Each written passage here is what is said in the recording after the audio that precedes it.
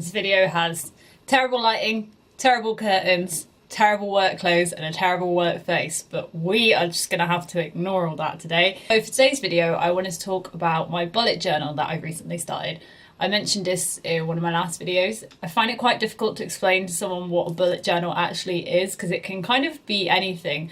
I guess it's just like a way to organise your life. You kind of follow these concepts and methods to basically just organise your lists and everything really. There are many reasons why I decided to start one. One, I have lists absolutely everywhere. I write lists down, I write them on my phone. I am the worst person for to-do lists. So I thought, what a better way than to organise all my lists into one book. Also with a bullet journal, it can kind of be as creative as you want it to be, but one thing I'm not that great at is being creative. Being creative is definitely something I feel like I need to do more. And it's just working full time, it's just nice to come home from work and not actually sit in front of a screen any longer because literally all my day is spent in front of a screen. I was just going to kind of show you through mine. There's quite a lot of videos out there like this and I watched absolutely loads of them when I started out my bullet journal and I found them really interesting. Mine's probably totally crap compared to theirs, but oh well, we'll give it a go. So yeah, this is my bullet journal. Bullet journals always have a contents page so you can refer to stuff later on.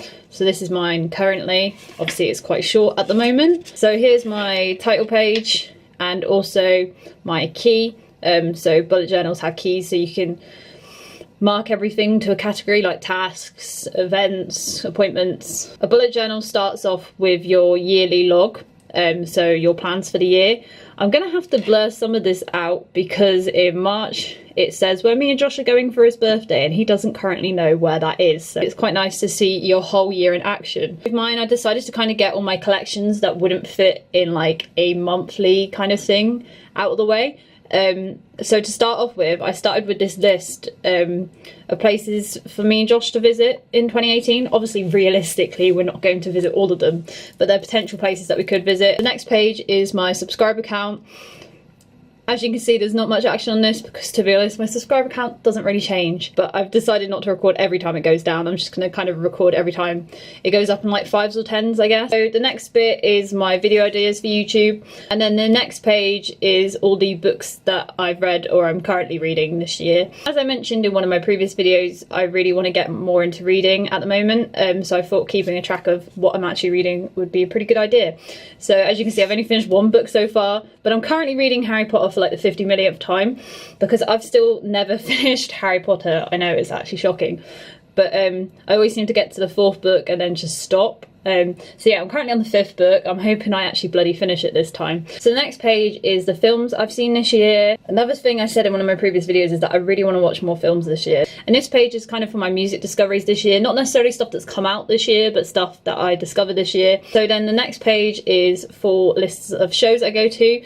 I go to a lot of shows. I go to a lot of comedy shows, I go to a lot of theatre shows, and I do go to a lot of gigs. So I kind of wanted to have one outright list for the whole year.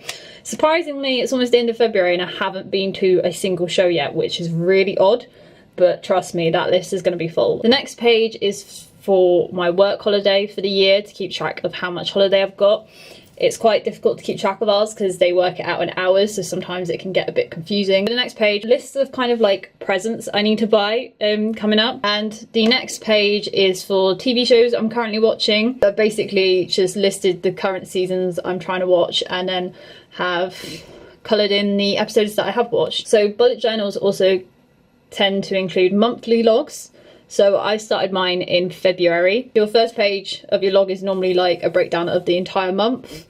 I've also got some other lists that kind of work on a monthly basis that are quite handy to keep. And after you have your monthly logs, you then split into daily logs.